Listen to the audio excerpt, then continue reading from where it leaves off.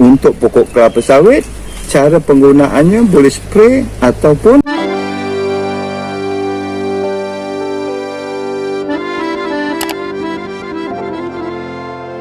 Assalamualaikum warahmatullahi wabarakatuh. Terima kasih kerana sudi menonton dalam channel Nasnan Dajali. Anda bersama saya, nama saya Muhammad Hakim bin Nasnan.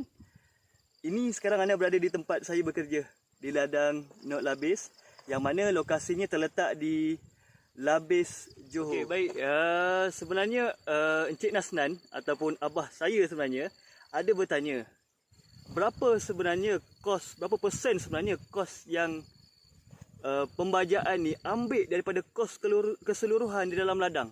Jadi sebenarnya dalam kos estate ni, dalam ladang ni, sebenarnya dia ada termasuklah kos transportation, kos harvesting, kos administration, mature upkeep dan sebagainya. Jadi semua kos ni bila kita tengok, paling besar adalah baja. Sebanyak berapa persen yang diambil? 50%. Jadi kenapa kita nak buat juga baja ni? Ini yang kita kena fikir ni. Kalau baja, kalau kita tak makan, kita akan tunjukkan kita ni tak bermaya untuk bekerja, betul? Tapi kalau pokok ni, kalau dia tak cukup makan, dia akan tunjuk simptom-simptom yang lain. Dia akan tunjuk warna daun dia. Bila dia menghasilkan buah pula, dia akan menghasilkan buah yang tak cukup, tak sebesar macam mana yang kita nak. Dan itu yang kita kena fikir, macam mana kita nak apply baja. Kita nak pastikan pokok kita cukup makan.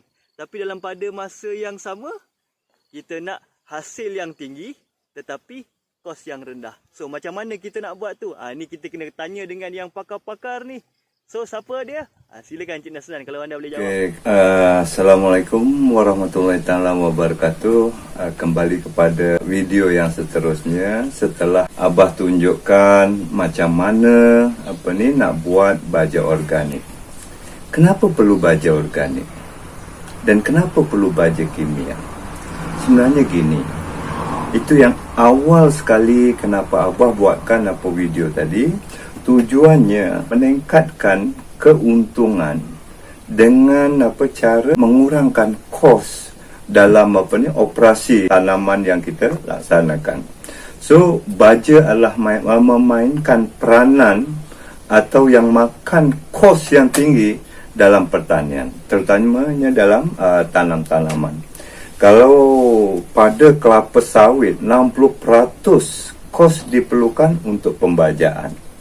Justru itu yang abah perkenalkan baja organik. Jadi baja organik tadi dia boleh menyumbang baja untuk tanaman kita cara yang murah. Kita boleh buat sendiri. Tetapi keperluan baja tadi tidak mencukupi. Itu sebabnya kita perlukan baja tambahan, ya, sama ada cara tabur ataupun cara spray. So sebelum ini melalui channel Wong Jowo, dan satu resipi yang abah dah kasih pada dia. Maknanya abah sendiri pun kalau boleh tak nak jual lah. Sebab apa? Biar Encik Razi yang akan terus jual untuk formula tu. Okay? Dan hari ini, sehingga hari ini alhamdulillah dia punya jualan, kalau tak silap saya, di Shopee untuk baja subur tu top 3. Top 3 untuk baja subur. Alhamdulillah. Alhamdulillah. So kalau di Thailand, petani-petani dia yang mengusahakan sama ada durian, pisang, kelapa dan sebagainya tadi, terutama untuk tanaman yang berbuah, mereka gunakan 3 jenis baja. Pertama, baja subur. Yang kedua, baja buah. Dan yang ketiga adalah baja paksa buah. Cuma baja-baja yang digunakan di Thailand tadi jarang untuk kita dapat di Malaysia. Daripada majalah-majalah yang Abah tadi di negara jiran, terutama di Thailand, baja subur dia menggunakan rasio 12:3:6. Maknanya N dia tinggi, P rendah, phosphorus rendah, dan K kalium tu sederhana. Okey, itu untuk baja subur di Thailand. Kemudian baja untuk buah dia gunakan rasio 5:3:15. N nitrogen sederhana, P rendah, K dia tinggi, K dia 15. Dan satu lagi baja dia yang dipanggil baja paksa buah. Baja paksa buah untuk di Thailand, dia menggunakan rasio 8:24:24. Maksudnya nitrogen rendah, P dan K tadi tu tinggi sama. Maknanya P dan K rasio dia sama. Abah belum rasanya lah, Abah belum nampak di pasaran, atau Abah tak nampak di pasaran tadi ada rasio yang macam itu. Tetapi bila Abah baca dia punya magazine Thailand, dalam petani-petaninya majoriti menggunakan baja-baja pada rasio ini. Justru itu sebelum ni Abah gunakan yang baja subur, rasio 17:17:17, 3, kemudian trace element, algae, makna rumpai laut. Okey, kemudian baja buah yang Abah perkenalkan tadi gunakan 12:12, 21, 3, trace element dan algae. So sebenarnya selepas daripada baja buah yang Abah keluarkan dan diedarkan melalui Uang Jawa tadi tu,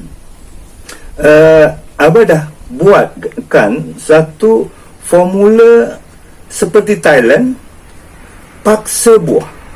Maknanya pokok tadi tu satu peringkat dah matang, maknanya kita ajak dia untuk berbuah. Tapi untuk Abah buatkan rasio yang ini.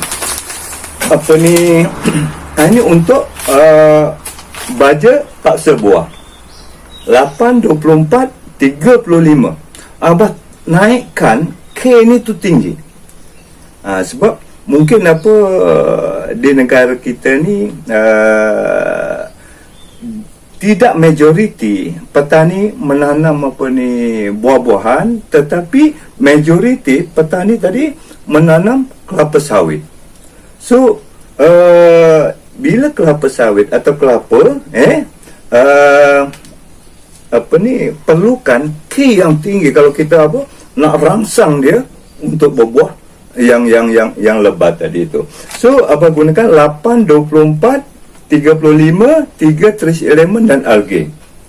8 ni nitrogen, 24 ni potassium oksid, dan kalium tadi 35. Memang tinggi. Kalau Thailand P, potassium dengan kalium tadi tu sama, tapi Abah buatkan untuk baja rangsang buat tadi P tinggi, P tinggi dan K lagi tinggi.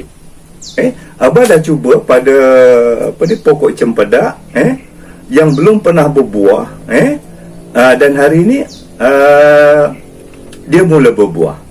Okey. So hari ini Abah akan tunjukkan macam mana untuk membaja tadi. Dia boleh cara spray atau kita tanam di sekitar berhampiran dengan pokok tadi itu.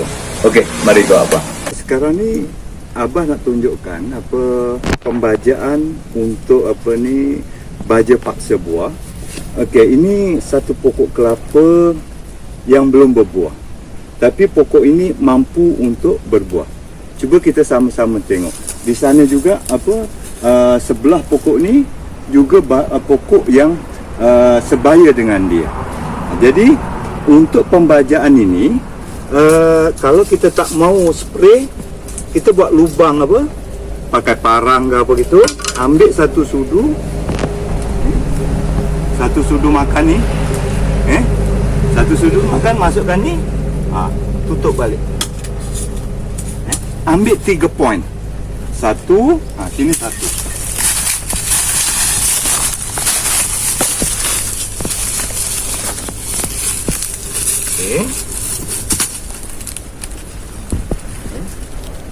Dua sudu, kemudian di sini.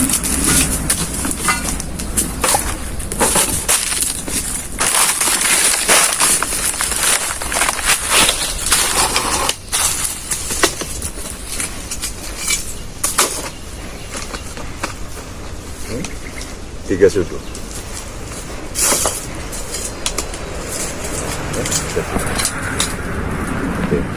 So, cuba kita sama-sama tengok manakala pokok yang lain kita tak taruh. Kita pinjam daripada kebun kawan Abah. Okey, seterusnya cuba kita tengok pokok yang Abah cakap apa 2 bulan yang lepas Abah taruh untuk pokok cempedak. Mari. Tahun setengah tak mau berbuah, dan Abah cuba untuk paksa dia ada buah, dan inilah hasilnya pokok cempedak ni. Kemudian apa, diperhatikan, ini baru first time dia berbuah. First time dia berbuah, macam di hujung sana, cuma baka ni Abah beli tak pasti ini tulen ataupun sebab tidak, sebab Abah beli masa apa pembekal yang swasta. Jadi apa, bila menggunakan bakja paksa buah tadi, inilah pesan dia berbuah. Okey, kalau misalnya penggunaan untuk pokok kelapa sawit, cara penggunaannya boleh spray ataupun cara yang macam kita tunjukkan pada pembajaan pokok kelapa. Okey, sebarang pertanyaan sila komen pada video ini. Okey, assalamualaikum.